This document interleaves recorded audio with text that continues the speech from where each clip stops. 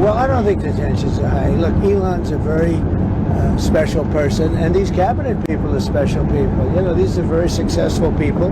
I think they have fantastic relationship to Elon. And Doge has been incredible. You know, hundreds of billions of dollars of waste and fraud and abuse has been already found. And we found hundreds of billions of dollars of fraudulent contracts or very wasteful, but I think fraud. I think it's fraud. I think really the cabinet, for the most part, I think they get along really well with Elon.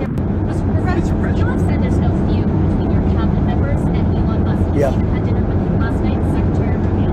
However, tensions are high between your cabinet and Mr. Musk. How are you going to simmer down tensions? Does Mr. Musk need to back off? Well, I don't think the tensions are high. Look, Elon's a very special person, and these cabinet people are special people. You know, these are very successful people, or they wouldn't have gotten, you know, they've attained the highest heights of government. And I think they have fantastic relationship to Elon. And Doge has been incredible. You know, hundreds of billions of dollars of waste and fraud and abuse has been already found.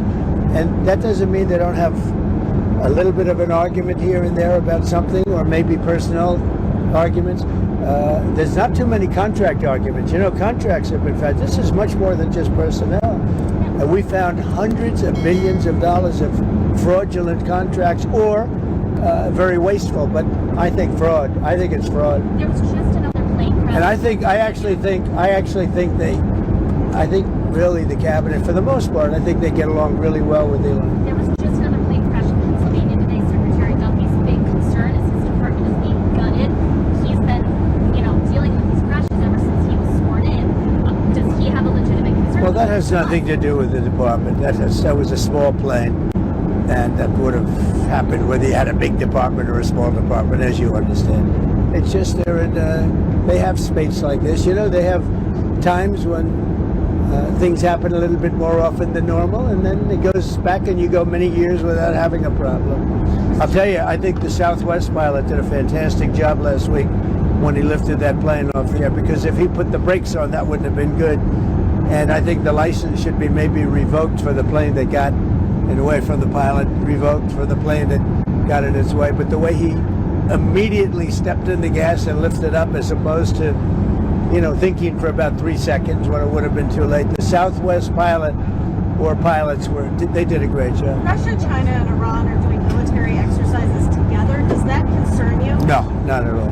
Not at all. Why not? Because we're stronger than all of them. We have more power than all of them. I rebuilt the military.